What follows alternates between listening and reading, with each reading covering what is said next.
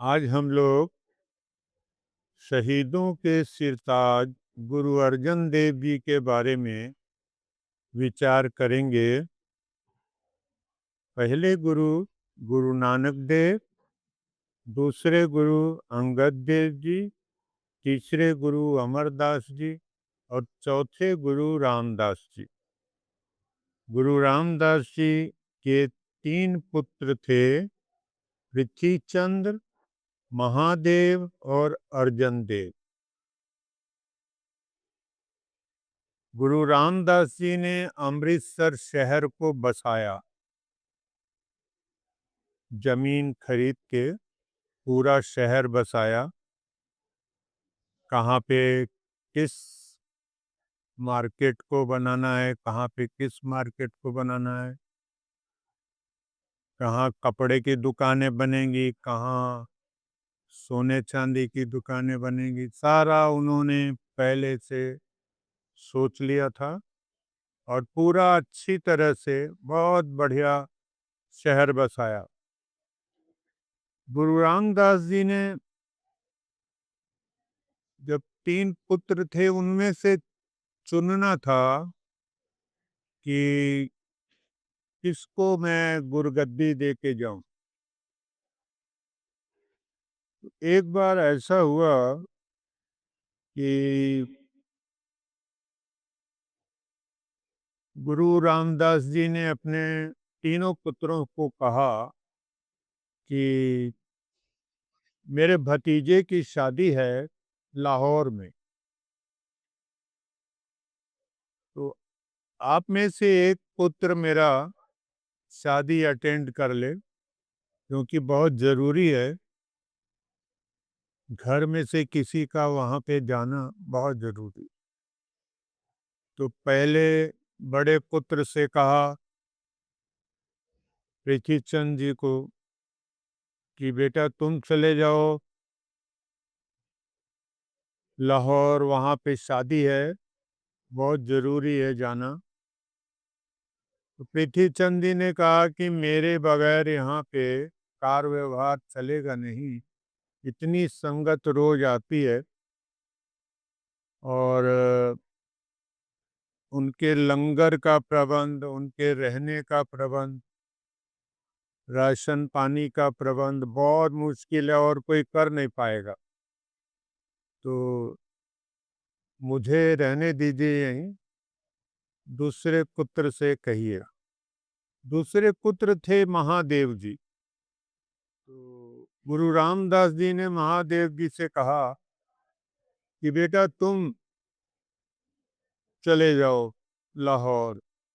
वो कहने लगे कि मैं तो साधु हूँ, मेरा इन सब चीज़ों में कोई दिलचस्पी नहीं, मैं नहीं जाऊँगा। न शादी ब्याह में कोई दिलचस्पी है, न रिश्तेदारी में कोई दिलचस्पी है, इसलिए मैं तो नहीं जाऊँगा। आप तीसरे पुत्र से कहिए वो चला जाए।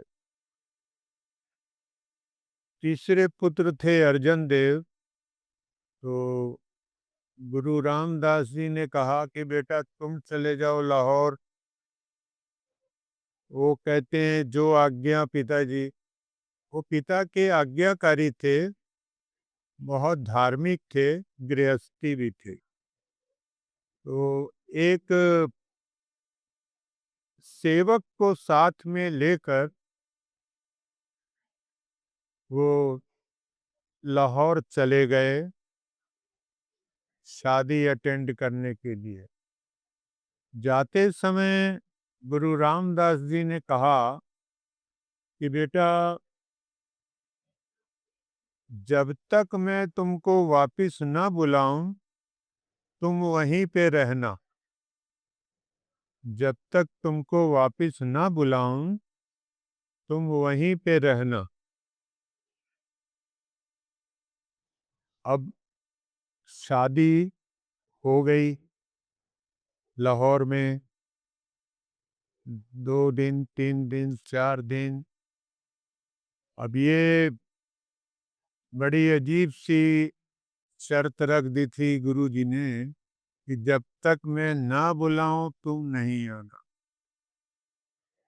उन्होंने कहा ठीक है, काफी दिन हो गए, तो अर्जन देव जी ने सेवक के हाथ एक पत्र लिखा और वो पत्र भेज दिया कि जाओ पिताजी से कहो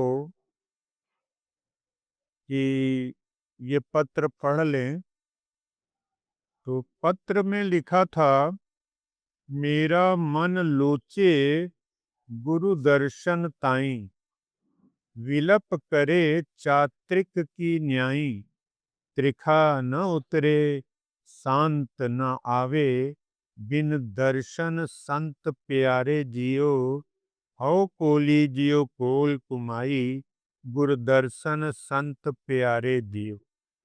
बड़ा विलाप करके, बहुत तरले करके, जैसे कि मुझे वापिस बुला लीजिए। वो पत्र पहुंचा नहीं। गुरु अर्जन देव जी ने तो भेजा था गुरु रामदास जी के पास, लेकिन बड़े पुत्र पृथ्वी चंद ने वो पत्र ले लिया। उसने कहा कि मैं गुरु जी के पास पहुंचा दूंगा।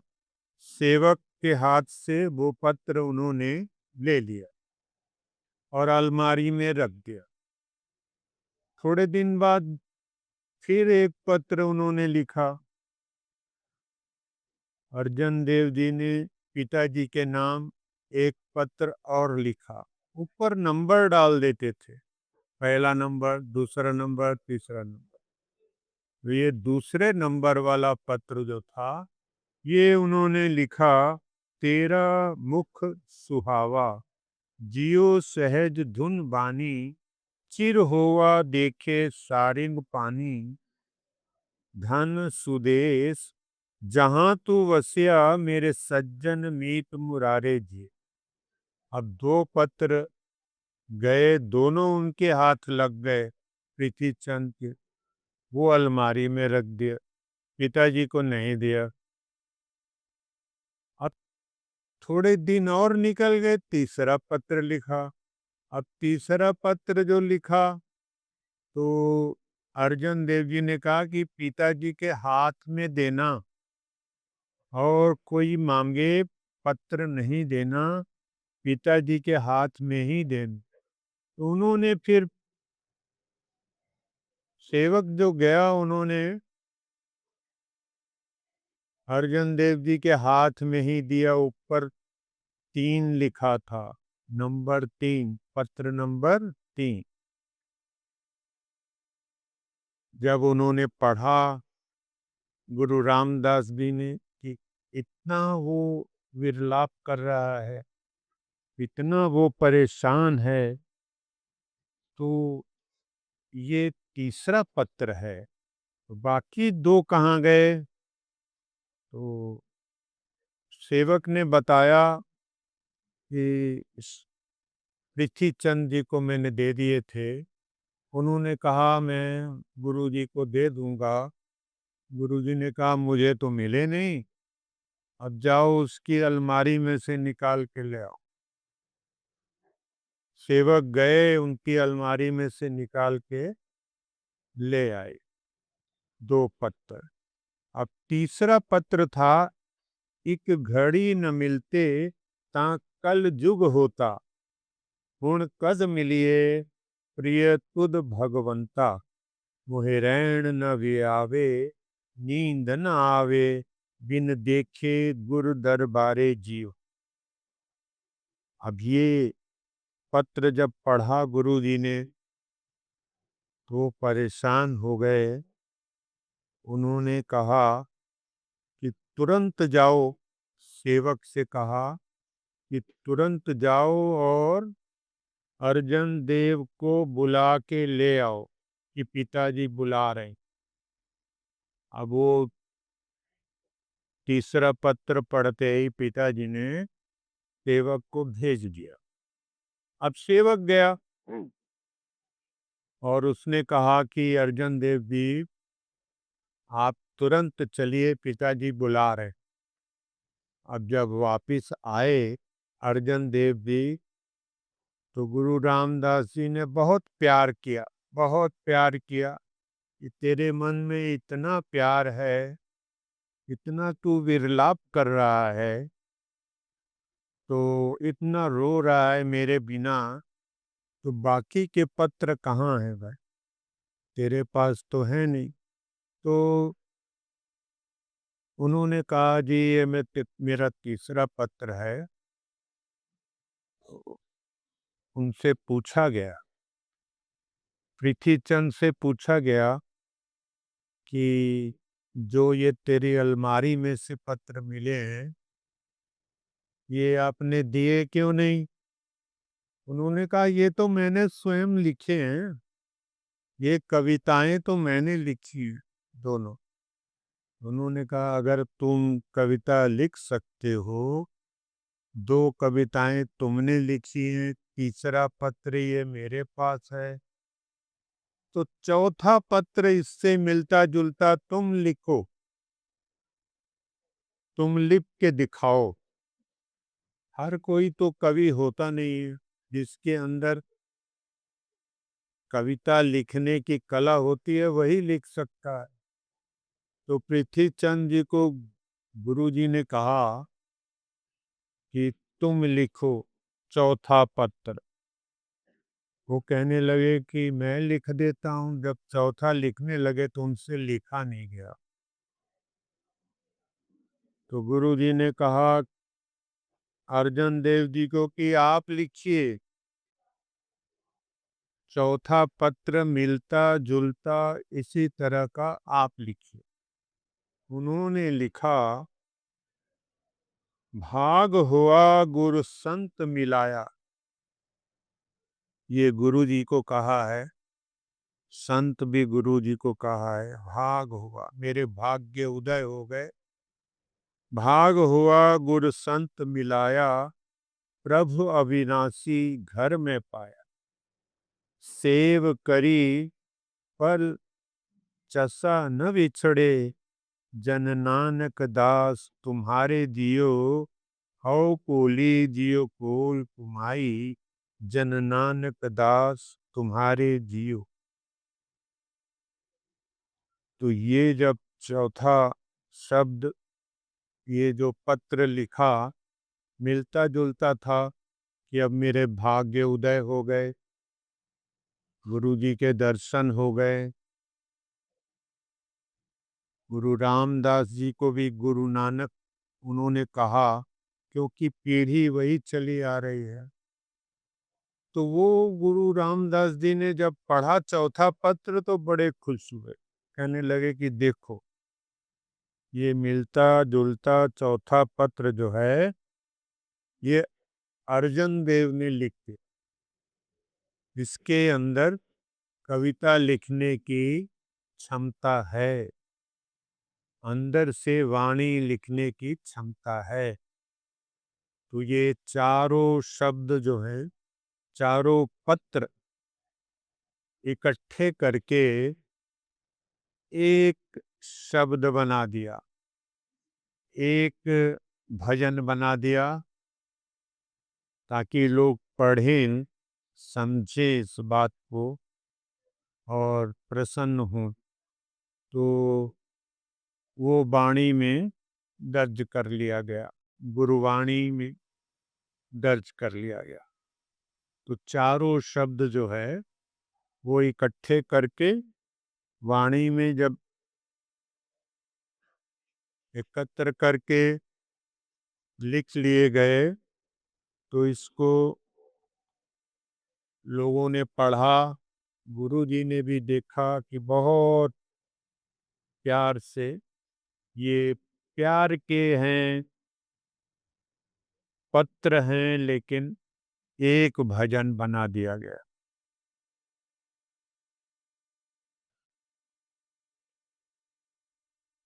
अब उन्होंने अपना मन बना लिया, गुरु रामदास जी ने अपना मन बना लिया कि गुरुगद्दी जो है अर्जन देव को ही दी जाएगी।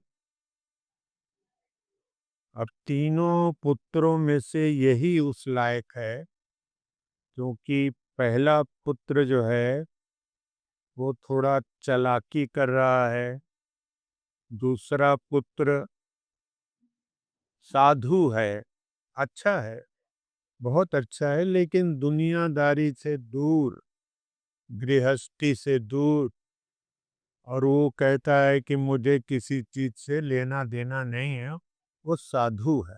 तीसरा पुत्र जो है वो गृहस्थी है, बहुत धार्मिक है, और वो इस काबिल है, वाणी भी लिख लेता है, वो इस काबिल है कि उसको गुरु बना दिया जाए।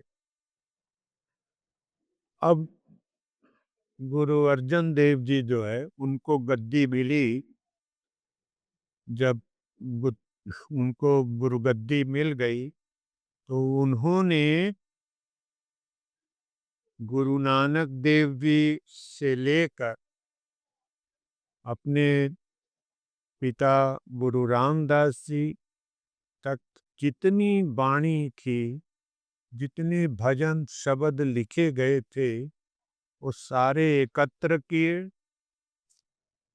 और अपनी वाणी जो उन्होंने लिखी वो भी, फिर उसके बाद 15 भक्तों की वाणी एकत्र, कबीर दास, रविदास, जितने उच्च कोटि के भक्त हुए हैं सबकी वाणी, नामदेव, जितने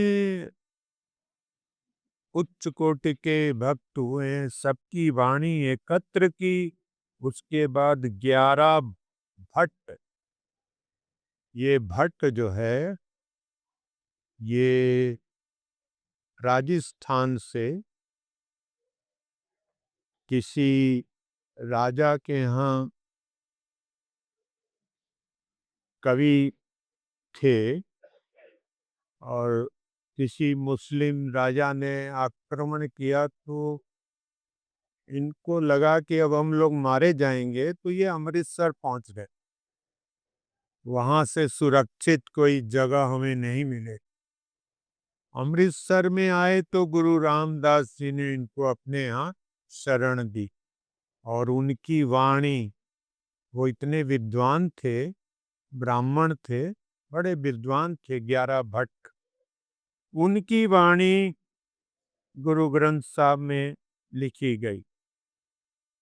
और कुछ सिख 4, उनकी भी वाणी लिखी गई। ये सारी वाणियां इकट्ठी करके गुरु अर्जन देव जी ने गुरु ग्रंथ साहब की स्थापना की। गुरु ग्रंथ साहब में 1430 पेज हैं। उनमें मैंने बताया पहले गुरुओं की वाणी है, फिर भक्तों की वाणी है, फिर भट्टों की वाणी है, और 4 सिखों की वाणी। ये सारी इकट्ठी करके गुरु अर्जन देव जी ने गुरु ग्रंथ साहब बनाया। अब उसके बाद गुरु अर्जन देव जी ने बहुत काम किए। शुरुआत तो गुरु रामदास जी ने कर दी थी। मैंने शुरू में बताया कि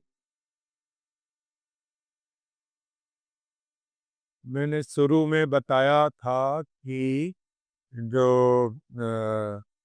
गुरु रामदास जी ने जमीन खरीदी और अमृतसर शहर बसाया, अमृतसर शहर बसाया, और दरबार साहब, अब गोल्डन टेम्पल कहते हैं, उस समय तो गोल्डन टेम्पल नहीं था, ये तो महाराजा रंजीत सिंह ने सोना चढ़ाया, उसके पहले तो गोल्डन टेम्पल नहीं था, लेकिन गुरुद्वारा बन गया था। तो गुरु अर्जन देव जी ने गुरुद्वारा बनाया, सरोवर बनाया, सारा शहर जो है गुरु रामदास जी ने शुरू किया था बसाना, उसको इन्होंने कंप्लीट किया। तो उसके बाद गुरु अर्जन देव जी ने इतने काम किए वहाँ पे कि पानी की तंगी होती थी पहले, तो सरोवर बनाना बहुत बड़ी बात होती थी। लोगों को पीने का पानी मिल जाए, नहाने के लिए, खाना बनाने के लिए। तो इन्होंने कई सरोवर बनाए अमृतसर में। सरोवर बनाए, गुरुद्वारे बनाए और सुखमनी साहब का पाठ भी इन्होंने वहीं बैठ के लिखा, अमृतसर में ही। और ये सारी चीजें देखकर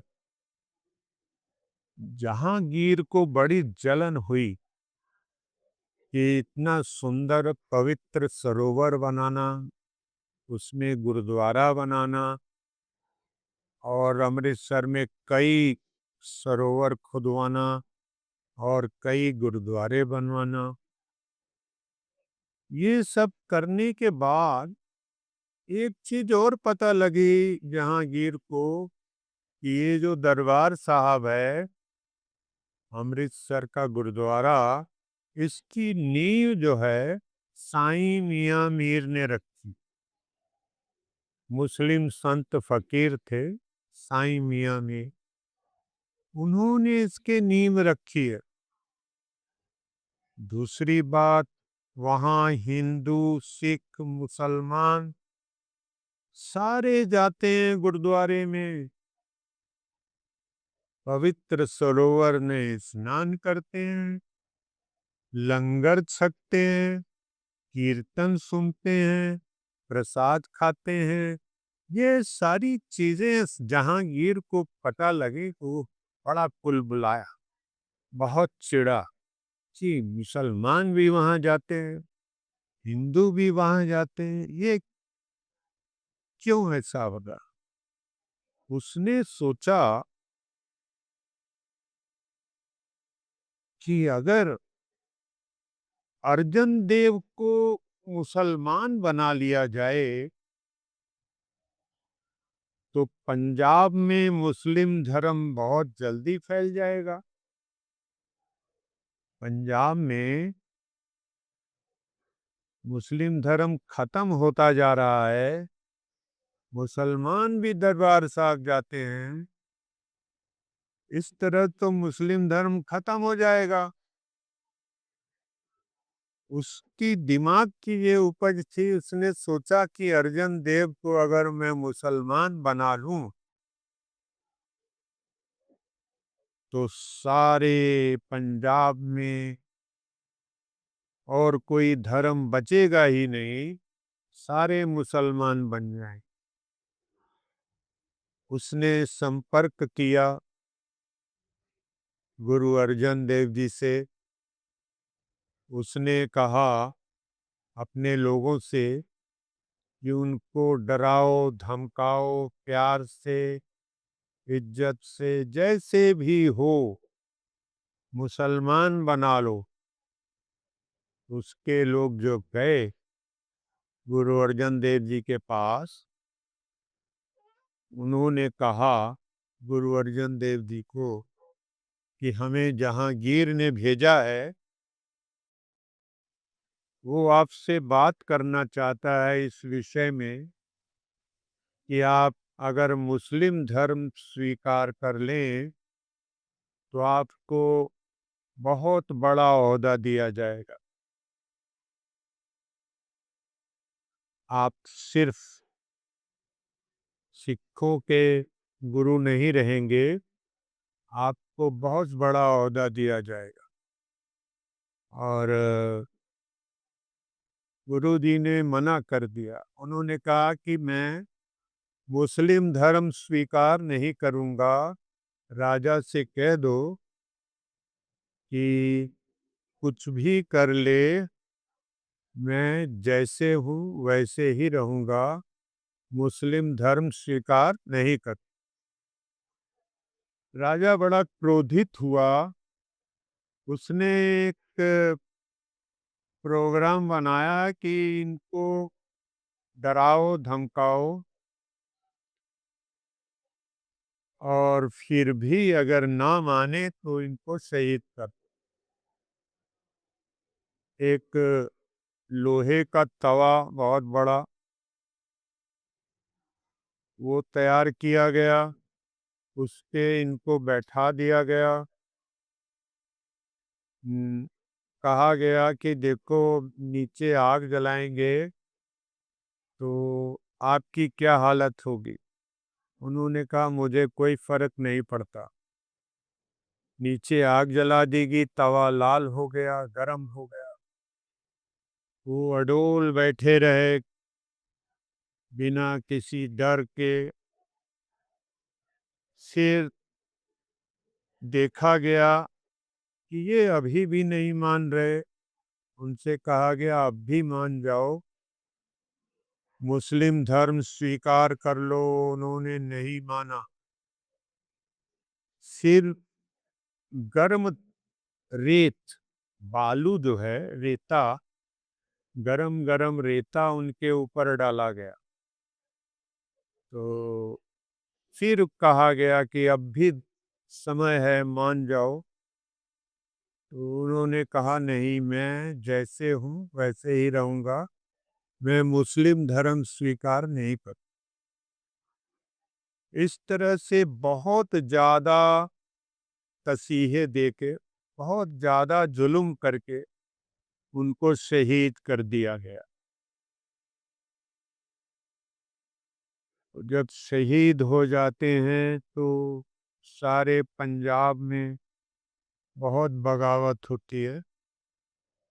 लेकिन अब गुरु जी तो शहीद हो जाते हैं, तो इसलिए इनको कहा गया कि शहीदों के सरताज। इतना जुल्म, इतना ज़्यादा उनके ऊपर अत्याचार किया गया, उन्होंने बिल्कुल किसी तरह का समझौता नहीं किया, डरे नहीं, और एक ईश्वर पर विश्वास रखा और शहीद हो गए। इस तरह हम उनको शहीदों के सरताज कहते हैं। और आने वाली 18 तारीख को उनका दिन मनाया जाता है, शहीदी पर्व मनाया जाता है। धन्यवाद। अब गंभीर जी एक भजन गाना चाहते हैं, आप लोग इनका भजन भी सुने। मेरा भजन सरल पंजाबी भाषा में है। मैं समझता हूँ कि सब समझ लेंगे, ज़्यादा डिफ़िकल्ट वर्ड नहीं है उसके अंदर। रब मेरा सतगुरु बन के आया, मैनू वेख लैन दे। रब मेरा सतगुरु बन के आया, मैनू वेख लैन दे। ओ रब मेरा सतगुरु बन के आया, मैनू वेख लैन दे। मैनू वेख लैन दे, मत्था टेक लैन दे। मैनू वेख लैन दे, मत्था टेक लैन दे। रब मेरा सतगुरु बन के आया, मैनू वेख लैन दे। दीन दयालु साहिब प्यारा, बख्श रहा है सबको सहारा। दीन दयालु सब साहब प्यारा, बख्श रहा है सबको सहारा।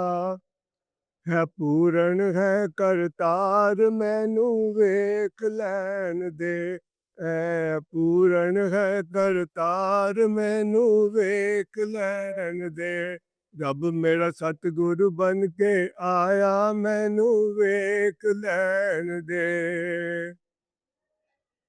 चारों पासे फुल बरसाओ, पता नहीं गुरु कित्थों आवे, चारों पासे फुल बरसाओ, पता नहीं गुरु कित्थों आवे। गुरु पाऊं मैं दीदार मैनू वेख लैन दे, गुरु पाऊं मैं दीदार मैनू वेख लैन दे। रब मेरा सतगुरु बन के आया मैनू वेख लैन दे, रब मेरा सतगुरु बन के आया मैनू वेख लैन दे। जिथे भी ओ चरण घुमावे, जिथे भी ओ चरण घुमावे, पत्थर भी ओथे तर जावे, पत्थर भी ओथे तर जावे।